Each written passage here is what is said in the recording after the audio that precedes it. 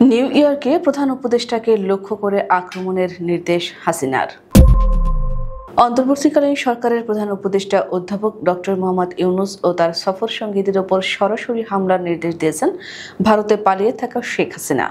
New ইয়র্কে আওয়ামী লীগ নেতাকর্মীদের সঙ্গে ভার্চুয়ালি যুক্ত হয়ে তিনি বলেন, কেউ যেন অক্ষত ফিরতে না পারে। তার নির্দেশ শোনার পর বাংলাদেশে নিষিদ্ধ ঘোষিত আওয়ামী লীগের নেতাকর্মীরা প্রকাশ্যে হুমকি দিতে শুরু করেছে। শুক্রবার নিউ ইয়র্কে জাতিসংঘ সদর দপ্তরের সামনে প্রধান উপদেষ্টার ভাষণকে কেন্দ্র করে যুক্তরাষ্ট্র আওয়ামী লীগ ব্যাপক উপস্থিতি ঘটিয়ে বিশৃঙ্খলা সৃষ্টির পরিকল্পনা করেছে। গত বুধবার রাতে হোটেল লবিতে গিয়ে এনসিপি নেতা আক্তার হোসেনকে গালিগালাজ ও হত্যার হুমকি দেয় আওয়ামী কর্মীরা। পরে তিনি বিমানবন্দর হামলার ঘটনাসহ এসব বিষয়ে স্থানীয় থানায় মামলা করেছেন। খোঁজ নিয়ে জানা গেছে, মানবাধিকার কর্মী পরিচয়ের আড়ালে বিদেশি নাগরিকদের ভাড়া করেছে যুক্তরাষ্ট্র আওয়ামী লীগ। এর মাধ্যমে তারা বিশেষ সুবিধা নিতে চায়। বিষয়টি ইতোমধ্যে নিউ ইয়র্কের বাংলাদেশ কনসাল জেনারেল কার্যালয় অবহিত করেছে।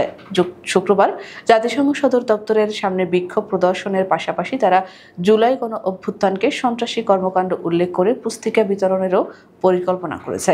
অন্যদিকে বিমানবন্দরে হামলার সব ভিডিও ফুটেজ কনসাল জেনারেল কার্যালয় মার্কিন স্টেট ডিপার্টমেন্টে জমা দিয়েছে। প্রধান উপদেষ্টার দপ্তর থেকেও নির্দেশনা দেওয়া হয়েছে আওয়ামী লীগের সহিংস কর্মকাণ্ডের বিষয়ে মার্কিন কর্তৃপক্ষকে অবহিত করতে। গত 3 দিনে নিউ ইয়র্কের বিভিন্ন এলাকায় অন্তত 8টি ঘরোয়া বৈঠক করেছে যুক্তরাষ্ট্র আওয়ামী লীগ। এসব বৈঠকে ভার্চুয়ালি যুক্ত হয়ে নির্দেশনা দেন শেখ হাসিনা ও তার ছেলে মার্কিন নাগরিক সজীব অজেদ জয়। হাসিনা বলেন, ওরা কেউ যাতে অক্ষত ফিরতে না পারে সব ব্যবস্থা করবে। অর্থ যোগান দিচ্ছেন জয়, যিনি সম্প্রতি বাংলাদেশের নাগরিকত্ব ছেড়ে মার্কিন নাগরিকত্ব নেন। জ্যাকসন হাইটসের এক বৈঠকে হাসিনা বিমানবন্দরে সফলভাবে নেতাদের হেনস্থা করার জন্য ধন্যবাদ জানিয়ে বলেন, সামনের কর্মসূচিগুলো একইভাবে সফল করতে হবে। এ সময় তিনি উত্তেজিত কণ্ঠে বলেন, ওদের জন্য আবার দরদ কিসের? ওরা তো আমাদের কিছুই রাখেনি, একটাকেও আমি ছাড়ব না। নিউ ইয়র্কের বাংলাদেশি অধ্যুষিত এলাকায় আওয়ামী লীগের মহড়ায় আতঙ্ক ছড়িয়েছে। জ্যাকসন হাইটস, জ্যামাইকা ও এলমার্সটে বসবাসরত বাংলাদেশি বংশোদ্ভূত মার্কিন নাগরিকরা বলছেন, জাতিসংঘ অধিবেশনের সময় এ ধরনের বিশৃঙ্খলা লজ্জাজনক।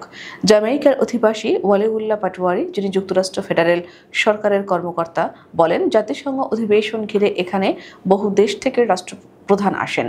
কোনো দেশের নাগরিক এমন বিশৃঙ্খলা সৃষ্টি করে না, শুধু বাংলাদেশের নেতাকর্মীরাই করে। এটি লজ্জা ও হতাশার। এলমার্স্ট এলাকার লোকমান হোসেন বলেন, এমন সংঘাত আমাদের কমিউনিটিকে অন্যদের কাছে প্রশ্নবিদ্ধ করে। অন্যদিকে যুক্তরাষ্ট্রে বিএনপির সাংগঠনিক ভঙ্গুর অবস্থায় স্পষ্ট হয়েছে বিমানবন্দরে আওয়ামী লীগের হামলা মোকাবিলায় অক্ষমতার মাধ্যমে। গত 10 বছরেও এখানে পূর্ণাঙ্গ কমিটি গঠন করা যায়নি। বর্তমানে বিএনপি অন্তত 4টি গ্রুপে বিভক্ত। স্থানীয় নেতারা অভিযোগ করেছেন, যুক্তরাষ্ট্র বিএনপির দায়িত্ব এমন একজনের হাতে দেওয়া হয়েছে যার রাজনীতির অভিজ্ঞতা নেই এবং যিনি আসলে যুক্তরাজ্যে বাস করেন। এতে ক্ষোভ বাড়ছে। এক নেতা বলেন, আমাদের দলকে বাঁচাতে হলে স্থায়ী কমিটির কোনো সদস্য সরাসরি দায়িত্ব নিতে হবে। একসময় যুক্তরাষ্ট্র বিএনপির সোনালী অধ্যায় ছিল, এখন অবস্থা একেবারে শোচনীয়। জাতিসংঘ সাধারণ অধিবেশনের মতো আন্তর্জাতিক অঙ্গনে আওয়ামী লীগের এমন পরিকল্পিত সহিংস কর্মকাণ্ড শুধু প্রবাসী বাংলাদেশিদের মধ্যে আতঙ্ক সৃষ্টি করছে না, বরং বাংলাদেশের ভাবমূর্তিকেও প্রশ্নবিদ্ধ করছে। প্রবাসী বাংলাদেশি কমিউনিটি এখন চাইছে বাংলাদেশের রাজনীতি যেন আর দেশের সীমানা ছাড়িয়ে বিদেশি মাটিতে সহিংসতা ও বিশৃঙ্খলার প্রতিচ্ছবি না হয়ে ওঠে।